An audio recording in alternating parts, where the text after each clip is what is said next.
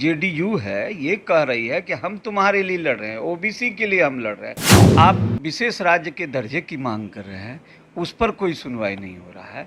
समाज का एक जाति जो है ये उसमें जदयू जराजद के साथ आया है, तो इसके लिए बौखलाहट में ये सब बातें हो रही है। ए टू जेड का ये फार्मूला ये भ्रम है।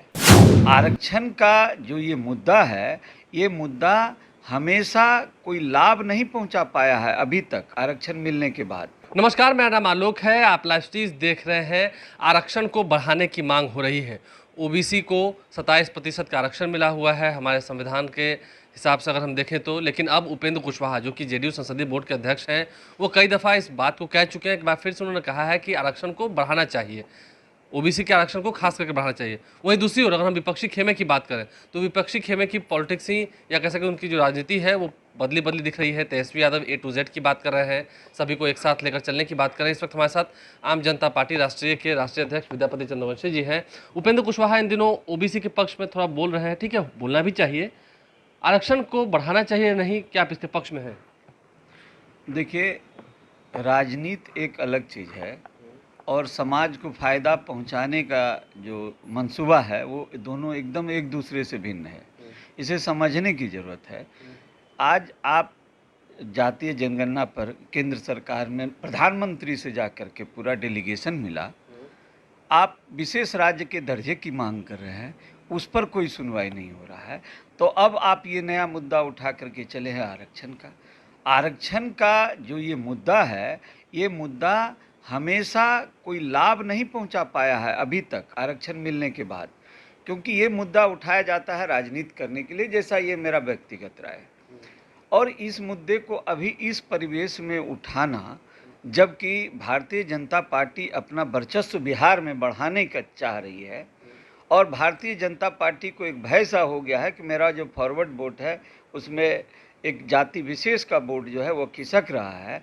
ऐसी परिस्थिति में उपेंद्र कुशवाहा जी के द्वारा यह बयान आना कि 50% आरक्षण ओबीसी का कर दिया जाए, जबकि संविधान में ऐसा कोई प्रावधान नहीं है। तो पहले 50% आरक्षण करने की बात उन्होंने कहा है, जबकि संविधान में ऐसा कोई प्रावधान नहीं है। अभी 27% ओबीसी आरक्षण। तो पहले आप केंद्र सरकार में, आप जिसके साथ अलायंस में हैं, उस सरकार को तो कहिए कि संविधान में संशोधन करे, तब ना आप आरक्षण बढ़ाने की बात करिएगा। तो लगता है कि उपेंद्र कुशवाहा जब बात को रख रहे हैं तो वो तो एनडीए के पार्ट ही हैं, तो वो क्या किसको रहे हैं?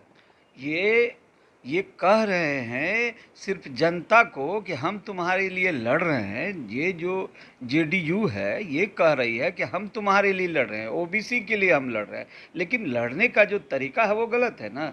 आप जिसके साथ सरकार में हैं उसको आप कहेंगे कि आप संविधान में संशोधन करके 50% जो कुल आरक्षण का प्रावधान है उसे बढ़ाएंगे, तब ना ये आरक्षण 50% ओबीसी का होगा। तो अनुसूचित जाति और अनुसूचित जनजाति कहाँ जाएंगे? उसे जोड़ के तो ये आरक्षण का कोटा ऊपर जाएगा। तो पहले संविधान में संशोधन के लिए आप मांग कीजिए, उसके बाद आरक्षण की मांग कीजिएगा। लगता है कि जिस तरह से विपक्षी खेमा इन दिनों ए टू जेड की राजनीति कर रहा है, उससे कहीं ना कहीं सत्ता पक्ष खेमे में खलबली मची हुई है। बस यही बात है कि विपक्षी दल जो है ए टू जेड की राजनीति जब से कहने की, और ये उपचुनाव में जो एक परिणाम आया है जिसमें एक बातें चली है कि एक समाज का एक जाति जो है ये उसमें जदयू जराजद के साथ आया है, तो इसके लिए बौखलाहट में ये सब बातें हो रही है। और मानते हैं कि ए टू जेड वाला ये फार्मूला सफल हुआ है विपक्ष का? ए टू जेड का ये फार्मूला ये भ्रम है। ये उपचुनाव में ये जो फार्मूला आपको देखने चला है, क्योंकि ये जो एक उपचुनाव है ये स्टेट का इलेक्शन नहीं है। ये इलेक्शन जब बिहार में मुख्यमंत्री बनाने का इलेक्शन होगा उस समय ये फार्मूला काम में नहीं आएगा।